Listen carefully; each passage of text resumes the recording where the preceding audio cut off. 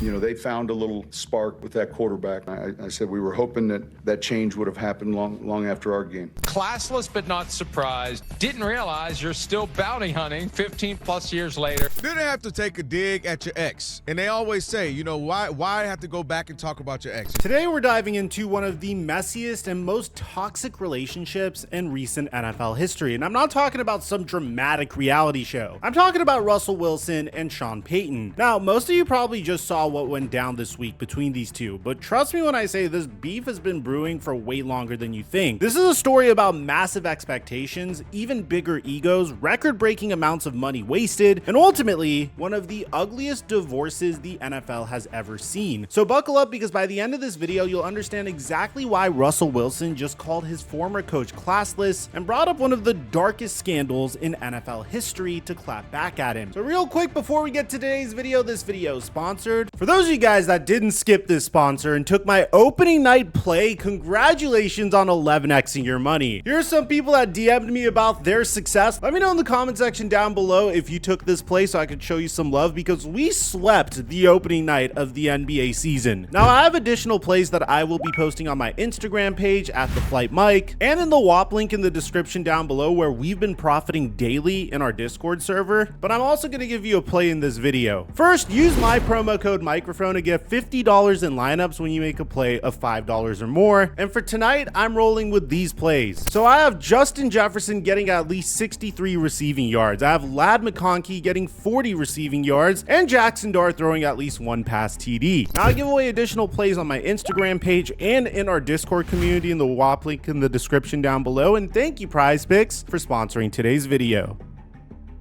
Mic check 1 2 1 2. What's going on, everybody? Let's start at the beginning, because to understand how we got here, you need to know how this relationship even started in the first place. Back in March of 2022, the Denver Broncos made one of the biggest blockbuster trades in NFL history. They sent 5 draft picks to the Seattle Seahawks, including 2 first-round picks, 2 second-round picks, plus 3 players, all to get Russell Wilson. At the time, this seemed like the move that would finally fix the Broncos' quarterback problem that had plagued them since Peyton Manning had retired. Wilson was a 9-time Pro Bowler, a Super Bowl champion, and was coming off of a season where he threw for over 3,100 yards and 25 touchdowns. The Broncos were so convinced that they had their guy that they immediately gave him a 5-year, $242.6 million extension. Let me repeat that, $242.6 million. The craziest part is Russ still had 1 more year remaining on his contract, so at the time they thought that they were extending him for a bargain price. Denver went all in. The expectations were sky high. Broncos country, as Wilson would famously say, was ready to ride. Go Broncos,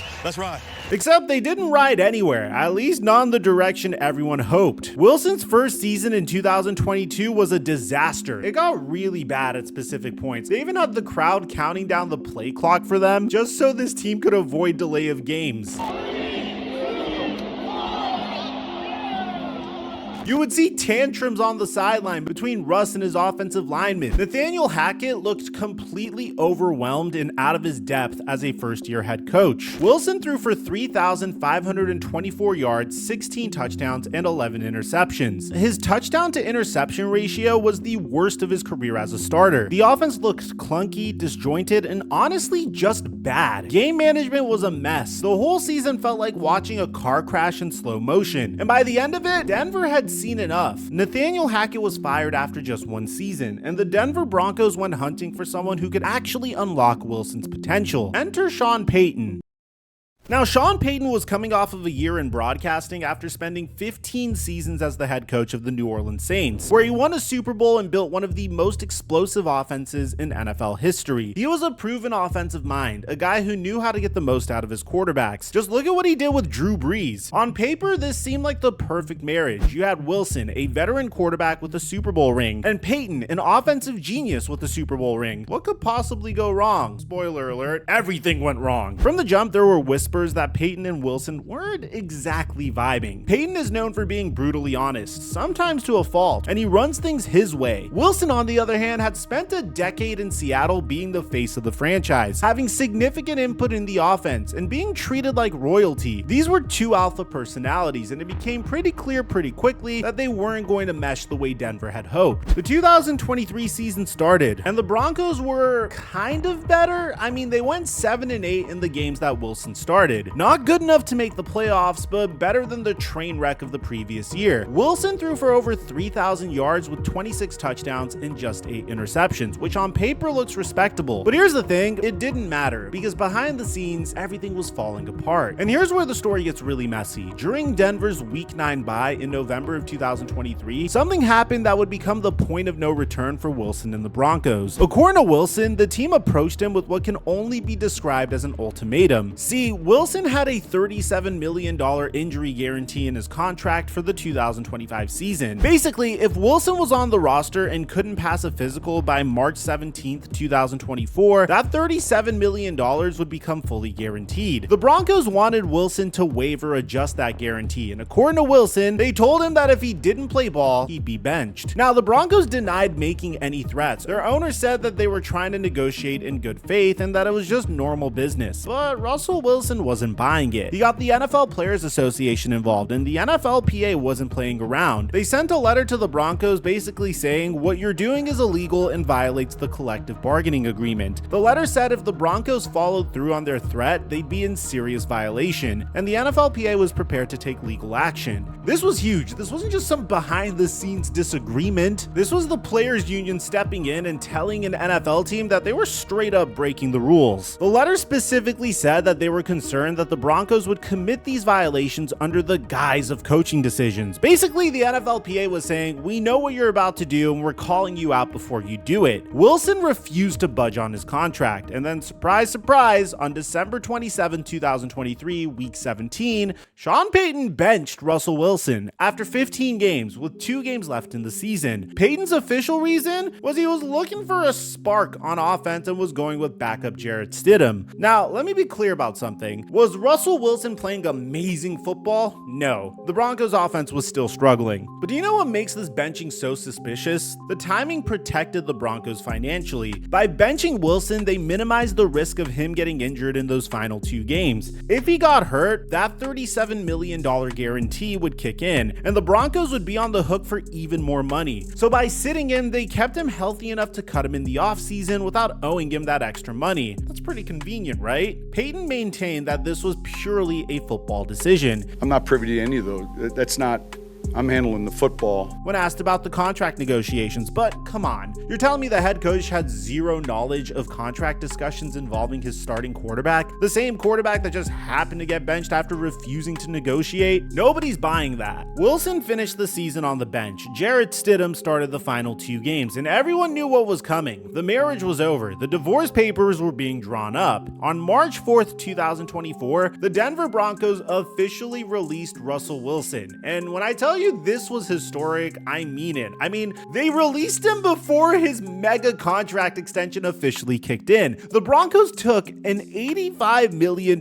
cap hit. $85 million! To put that in perspective, that's more than double the previous record for dead cap space in NFL history. The previous record was held by Matt Ryan at $40.53 million. Denver more than doubled it. They spread it out over 2 years, $53 million in 2024 and $32 million in 2025. But either way, this was an absolutely massive financial hit for a team to take. I mean, let's do some quick math here. Denver traded 5 draft picks for Russell Wilson. They gave him a $242.6 million extension. He played 2 seasons, went 11-19 as a starter, never made the playoffs, and then they paid him $85 million not to play for them. This is definitely in the top 3 worst trades of the past decade. Because you still have the Cleveland Browns and Deshaun Watson, which I still think is the worst trade of all time, and the Micah Parsons and Cowboys trade. should be up there, right? Jokes aside, here's the kicker. Russell Wilson's statement when he was released didn't even mention Sean Payton. He thanked the city of Denver, teammates, the cafeteria workers, the VP of player development, but not a single word about Payton or general manager George Patton or the ownership. That tells you everything you need to know about how that relationship ended.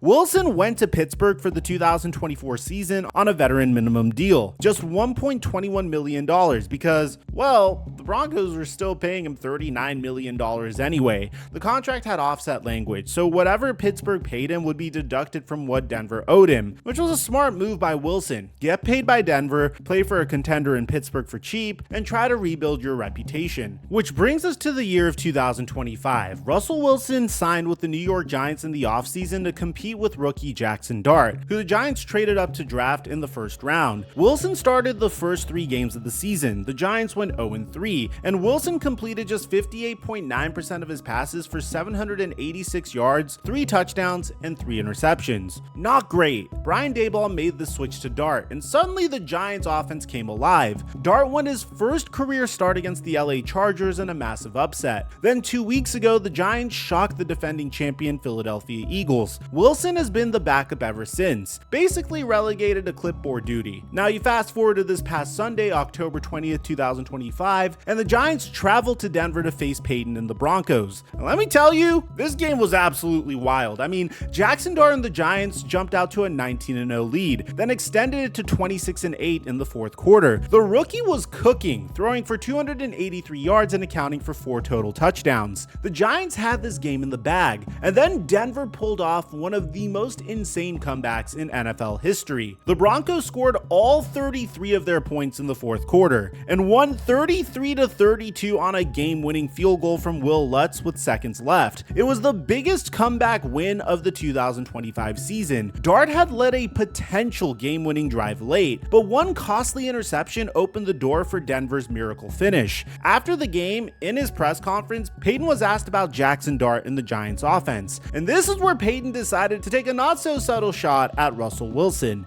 You know, they found a little spark with that quarterback.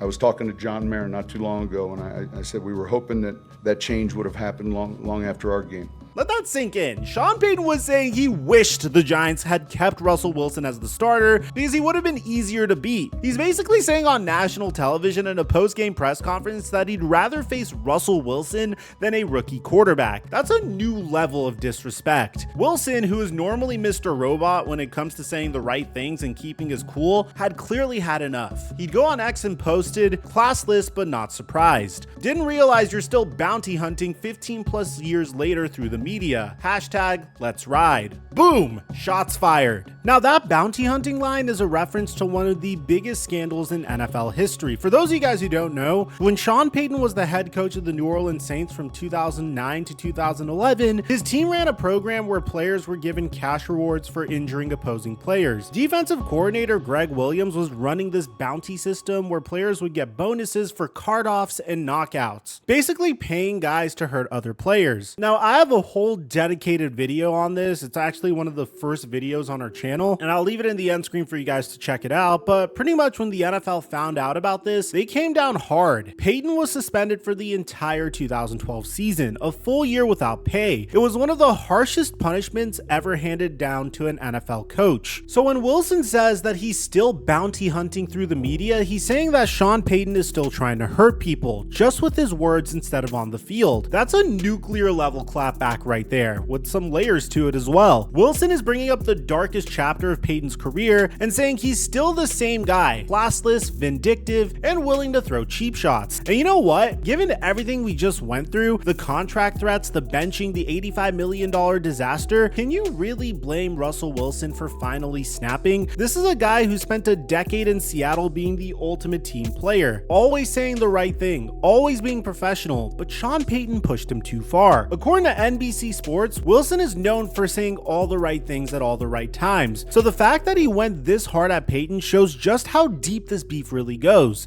Wilson ended his tweet with a hashtag Let's Ride, the catchphrase he used constantly during his time in Denver, the same catchphrase that became a meme when everything fell apart. He's basically trolling Payton with his own failed Denver era. So where does this leave us? Well, Wilson is now a backup quarterback for the Giants, watching a rookie take his job. Sean Payton is coaching a Broncos team that's actually looking pretty good with Bo Nix at quarterback, which was the first round pick they took in 2024 to replace Wilson. And Denver is still paying $32 million against their salary cap in 2025 for Wilson not being there. My personal prediction is Russell Wilson eventually finds himself on the Dallas Cowboys backing up Dak Prescott, primarily because his most recent statistically dominant season came when Brian Schottenheimer was his offensive coordinator. Either that or I think he's going to retire. But this whole saga is a cautionary tale about what happens when you force a relationship that was never meant to be. The Broncos thought they were getting their franchise savior. Sean Payton thought he was getting a quarterback that he could mold into his system. Wilson thought he was joining a team that would compete for championships. Instead, we got one of the most expensive, most toxic, and most spectacular failures in modern NFL history. And now, almost 2 years after the divorce, these two guys are still taking shots at each other. Payton couldn't help himself from throwing shade after beating Wilson's current team. Wilson couldn't help himself from bringing up Bountygate and calling Payton classless. This beef isn't going away anytime soon. But at the end of the day, both of these guys have to take responsibility here. Russ didn't play well enough in Denver to justify that massive contract and trade package. Payton's offense never clicked the way it was supposed to. The front office made questionable decisions about how they handled the contract situation, so everyone shares some blame. But man, the way this all went down, the threats, the benching, the $85 million dead cap, and now these public jabs, this is going to be a story that people are going to be talking about for quite some time. And I'm going to make sure you guys are always updated on it, so make sure you're subscribed. If you guys didn't hear, the Jets threw Justin Fields under the bus and publicly supported their head coach, Aaron Glenn. Despite him really not deserving it, I break down that entire situation in the end screen in one of our videos, and I'm going to meet you guys there. I'm your boy Mike, and I'm dropping our mic until our next upload.